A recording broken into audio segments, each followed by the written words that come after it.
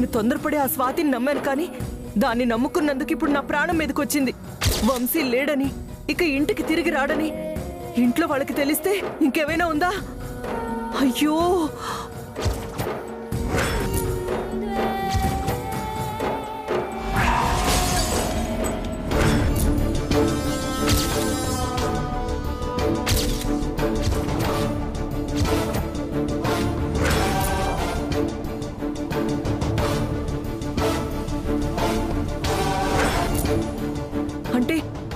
అంటే ఆ స్వాతి చెప్పింది నిజమే అయి ఉంటుందా?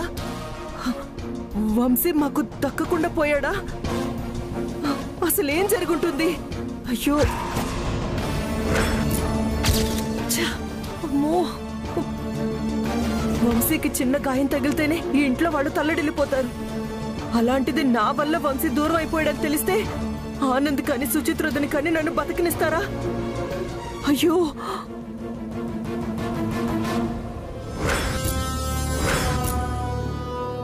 ఐరేంద్రి,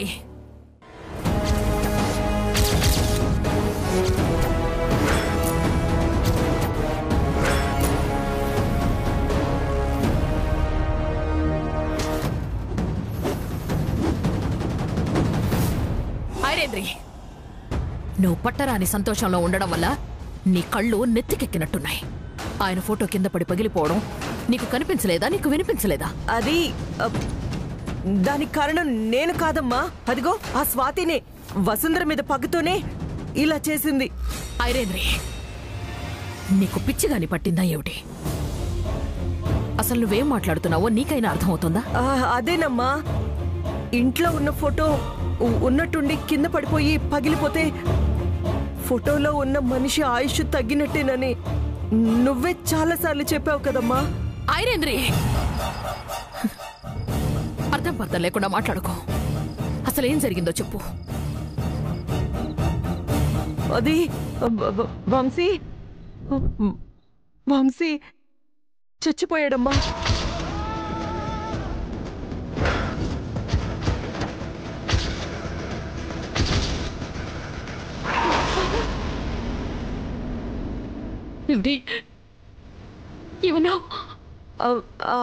అవునమ్మా, వంశీ చనిపోయాడంట. ఇప్పుడే స్వాతి చెప్పింది.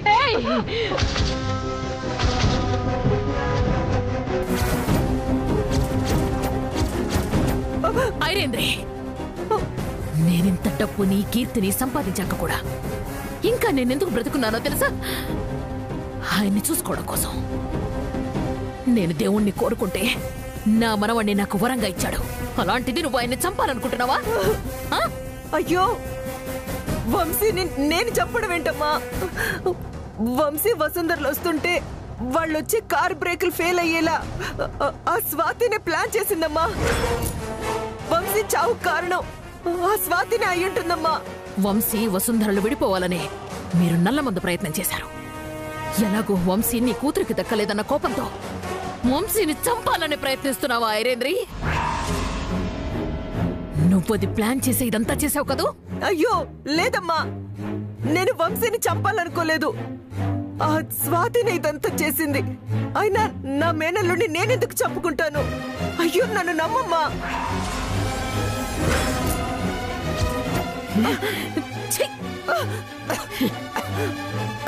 ఐరేంద్రి, ఇంకా సేపట్లో నా మనవడు క్షేమంగా ఇంటికి తిరిగి రావాలి. లేదంటే నేనే నిన్ను చంపేస్తాను.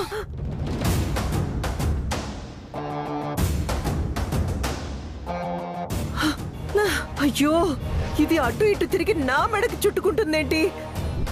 వంశీ గాని క్షేమంగా ఇంటికి రాకపోతే నా డెడ్ బాడీ బయటికి వెళ్ళిపోతుంది. అయ్యో, ఇప్పుడేం చెయ్యాలరా దేవుడా? అయ్యో,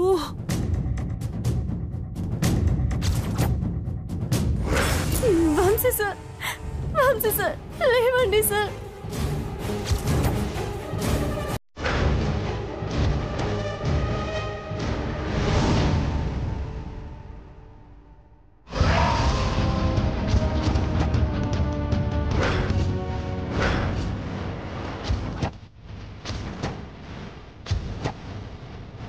Vamsi sir, Vamsi sir, Vamsi sir.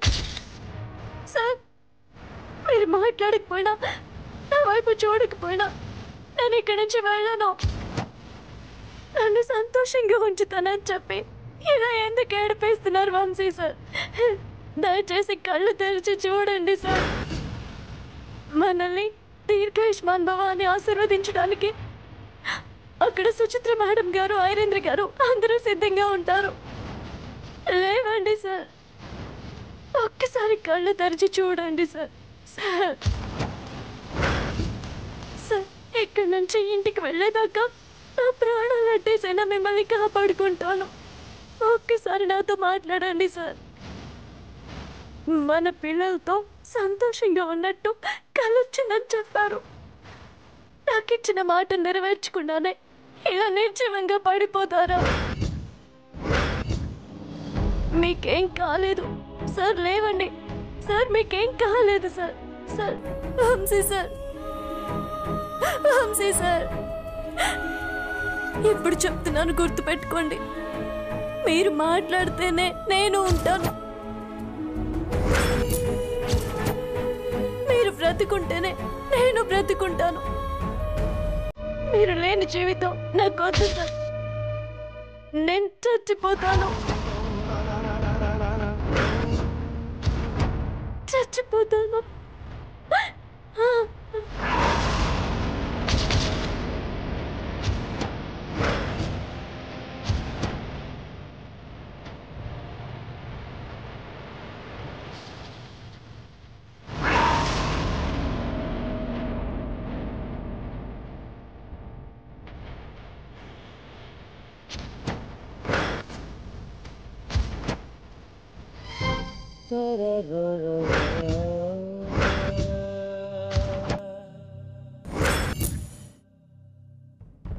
ఏంటి వసు, నిన్ను సంతోషపెట్టడం కోసం ఇంత దూరం తీసుకొస్తే మనం పెట్టుకున్న నియమాల్ని చెరిపేసి నాకు శాశ్వతంగా దూరం అవడానికి ప్రయత్నిస్తున్నావా?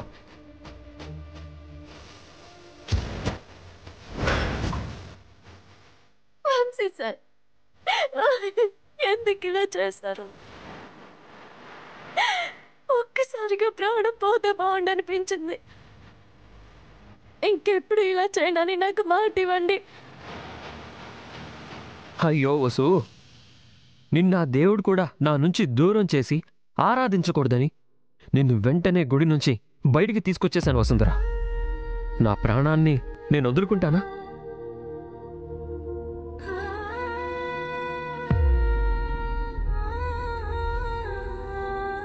ఆయన నన్ను అంతగా భయపెట్టాలని మీకెందుకు అనిపించింది? ఆట పట్టించడానికి ఇదొక సమయమా? అది కాదు వసు, ఇందాక కారులో నువ్వు సరదాగా మాట్లాడమంటే మాట్లాడలేదు, కనీసం ఒక పాట అయినా పాడమంటే ఒక్క పాట కూడా పాడలేదు. నిన్న ఆ ధ్యాస నుంచి వేరు చేయడం కోసమే ఇలా వచ్చిన అవకాశాన్ని వాడుకున్నాను. నన్ను క్షమించి వస్తుందరా.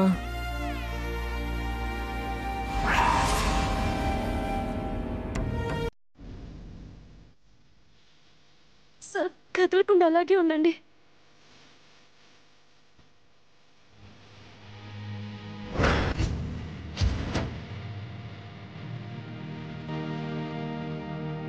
యాక్సిడెంట్ జరిగి కూడా ఒకందుకు మంచి జరిగింది వస్తుందిరా.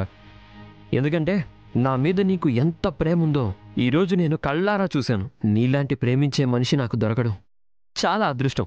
ఈ యాక్సిడెంట్ మన తప్పు వల్ల జరగలేదు సార్, ఎవరో కావాలని చేశారనిపిస్తుంది. అలా ఎందుకు అనుకుంటున్నావు వసు? ఇంత కాస్ట్లీ కార్ నుంచి ఎవరు నట్లు బోల్ట్లు తీయకుండానే కార్ నుంచి టైర్ ఎలా వేరవుతుంది సార్? ఓ, నువ్వు అలా వచ్చావు వసు. మనం వెళ్ళింది మారుమూల పల్లెటూరు ప్రాంతానికి. అక్కడ బడికి వెళ్ళని చిన్నపిల్లలు ఇలా అల్లరి పనులు చేసి నట్లు బోల్ట్లు తీసుంటారు. అందుకే టైర్ వేరై ఉంటుంది. వాళ్ళ మీద మనం ఎందుకు నిందలు వేయడం? మరి కార్ బ్రేక్లు ఎలా పంచలేదు సార్? వసు, కార్ బ్రేక్స్లో ముందు నుంచే ఏదో ప్రాబ్లం ఉంది. నేను దాన్ని నెగ్లెక్ట్ చేశాను. ఇప్పుడు చూడు ఎంత ఘోరం జరిగిపోయిందో. సర్లే వసు, ఇప్పుడు మనం ఈ కారులో అయితే ఇంటికి వెళ్ళలేము. నేను రిసార్ట్ వాళ్ళతో మాట్లాడి ఇంకో కార్ పంపించమంటాను. నువ్వు ఇక్కడే ఉండు.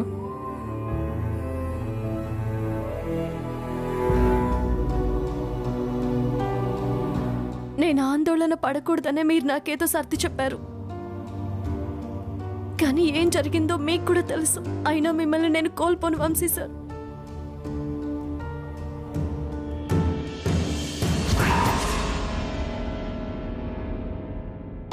బ్రహ్మ ముహూర్తంలో మీ పెళ్లి జరిగిన కైలాసహరుణ్ నుంచి ఎవ్వరూ తప్పించుకోలేరు. వచ్చే పౌర్ణమి నాటికి నీ భర్త నిండు ఆయుష్ తీరబోతోంది.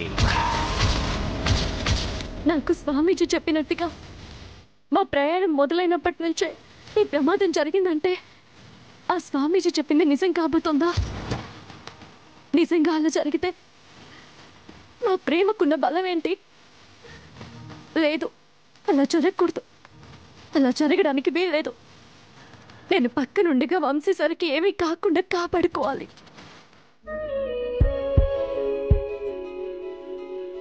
మీ నుంచి ఆ చిరునవ్వుని పోనివ్వను వంశీ సార్. వేళ్ళకి నెయిల్ పాలిష్ అయితే వేశారు, ఓకే. మరి కాలి వేళ్ళకి నెయిల్ పాలిష్ ఎవరు వేస్తారు? చెప్పండి శ్రీవారు, ఎవరు వేస్తారు? మిమ్మల్ని కట్టుకున్న పాపానికి నేను వేస్తాను.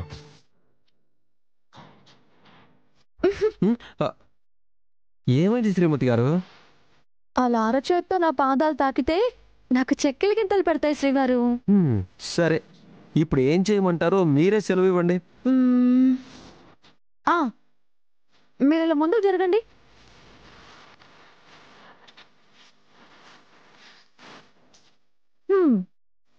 ఇప్పుడు వేయండి శ్రీవారు.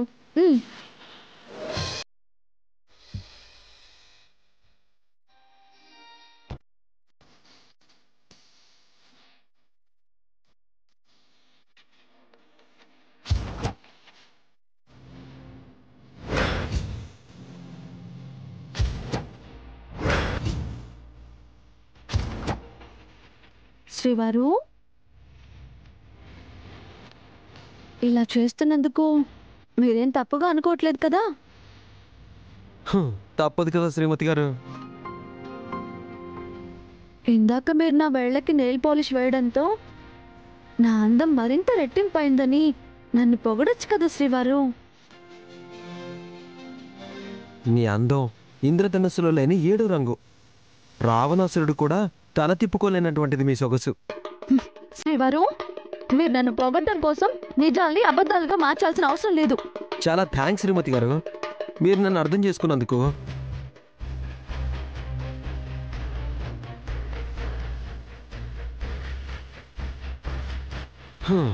ఇదిగో, దీంతో కాళ్ళకు నెయిల్ పాలిష్ వేయడం కూడా పూర్తయింది. మరి నేను వస్తాను.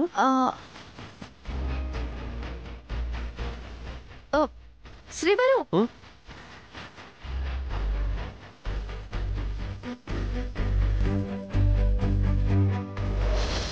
అయ్యో శ్రీమతి గారు, నన్ను క్షమించండి శ్రీవారు.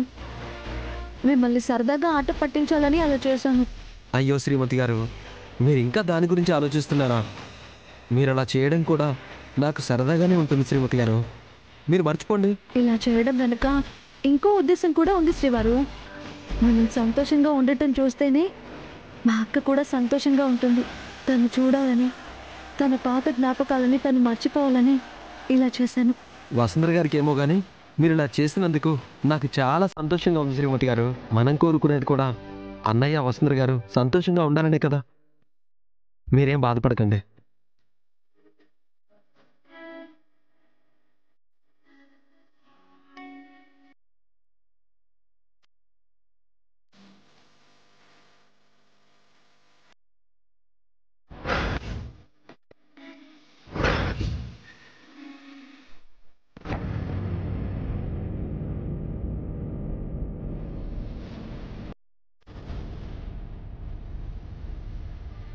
అంతా నేను ఊహిస్తున్నట్టే జరుగుతుంది అనుకున్నాను, కానీ ఇలా తిరగబడుతుందేంటి? అమ్మో, ఏదేమైనా ముప్పు అన్నది నా ప్రాణానికే. వెంటనే ఆ స్వాతికి ఫోన్ చేసి దానికి డబ్బు ఆఫర్ చేసేనా కన్విన్స్ చేయాలి. వంశీని కాపాడమని దాన్ని అడగాలి.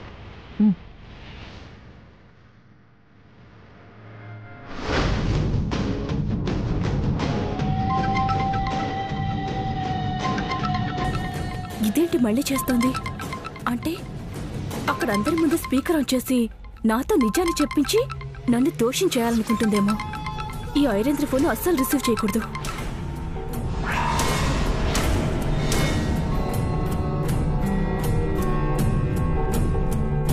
దీనికి ఎంత ధైర్యం, నా కాల్నే కట్ చేస్తుందా?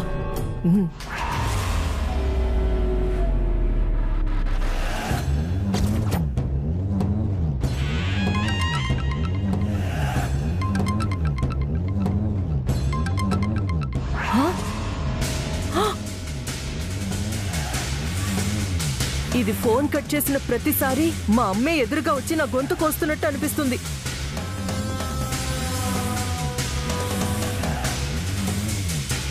ఐరేంద్రి, ఈ రోజుతో నీకు నాకు ఎలాంటి సంబంధం లేదు. రావాల్సిన టైంలో నేనే అక్కడికొచ్చి నిన్ను కలుస్తాను.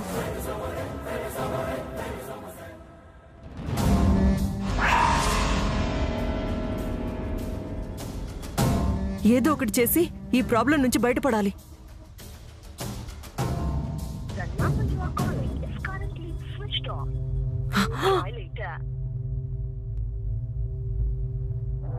అనుమానమే లేదు, ఈ స్వాతి నన్ను ఇందులో బలంగా ఇరికించాలన్న ఉద్దేశంతోనే నాతో కనెక్షన్ కట్ చేసుకున్నట్టుంది.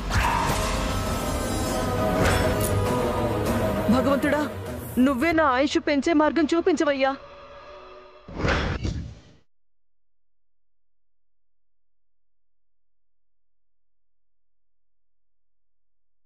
రే శంకరం, గుమ్మానికి త్వరగా పూలు కట్టు. అట్లాగేనయ్యా.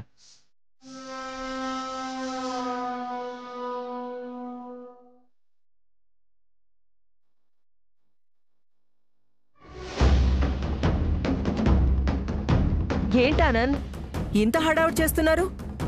ఏంటి విషయం? ఇది హడావిడో ఆర్భాటమో కాదత్తయ్య. ఈరోజు హనీమూన్ ట్రిప్ పూర్తి చేసుకుని అన్నయ్య వదినలు వస్తున్నారు కదా, వాళ్ళ ఇంటికి వచ్చే ముందు కూడా వాళ్ళ కోసం పలుకుతున్న స్వాగతాన్ని చూసి వాళ్ళు సంతోషపడాలి. మేము చెప్పే ఈ వెల్కము మా అక్కకి వంశీ గారికి చాలా నచ్చుతుంది ఐరేంద్ర గారు.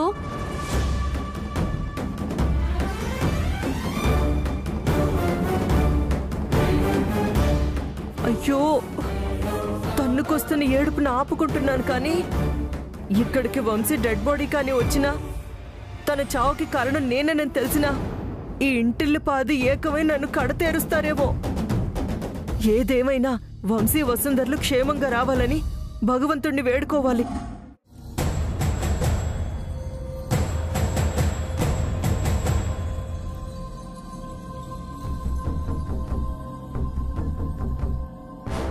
అమ్మో, ప్రాణాలను గుప్పెట్లో పెట్టుకుని బతకడం అంటే ఇదేనేమో. వసు వంశీలు వస్తున్నారన్న ఉద్దేశంతో ఇంట్లో ఆల్రెడీ ఘనంగా ఏర్పాట్లు కూడా జరిపిస్తున్నారు. వాళ్ళు జీవోత్సవాలుగా ఇంటికొస్తే నాకు జీవితం ఉందా? ఛా, నేను కనీసం నా అల్లుడు మురళి ఇంట్లో ఉన్న బాగుండు. నక్షత్రాన్ని చివరి చూపైనా చూసుకునేదాన్ని. అయ్యో, అయిపోయింది భగవంతుడా.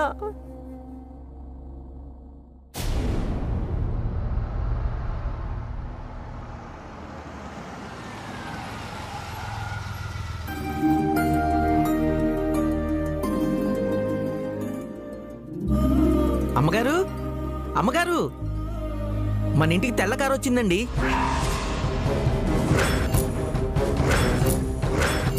అమ్మగారు, రండి అమ్మగారు. అమ్మగారు, ఈ శంకరం గడు తెల్లకారు వచ్చిందని చెప్తున్నాడంటే అది ఖచ్చితంగా అంబులెన్స్ అయి ఉంటుంది. ఇక ఈ రోజు నా చావు ఖాయం అనుకుంటా. అయ్యో భగవంతుడా.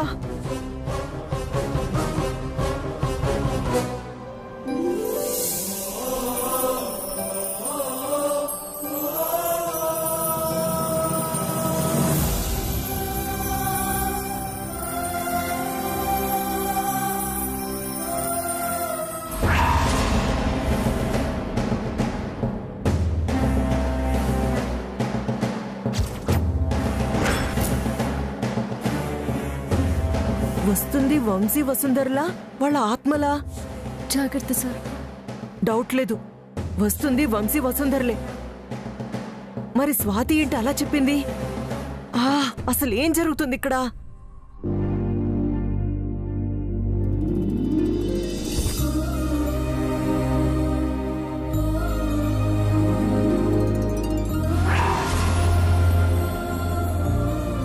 వంశీ తలక గాయం ఏంటి? వంశీ, నీకేం కాలేదు కదా? అసలు నీకు యాక్సిడెంట్ అయిందని నాకు తెలియగానే నాకు ప్రాణం పోయినట్టు అనిపించింది తెలుసా? ఇప్పుడు నీకెలా ఉంది వంశీ? ఏంటి ఐరేంద్ర నువ్వు అంటుంది? వంశీ వాళ్ళకి యాక్సిడెంట్ అయిందా? అసలు ఆ విషయం నీకెలా తెలుసు?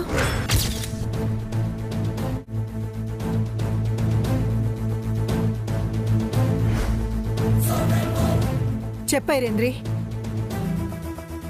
వంశీ వసుంధరలకు యాక్సిడెంట్ జరిగిందని నీకెలా తెలుసు? నీకు తెలిసిన మాట ఎందుకు చెప్పలేదు? నన్ను చూస్తావేమిటి? అడుగుతుందిగా సుచిత్ర, సమాధానం చెప్పు.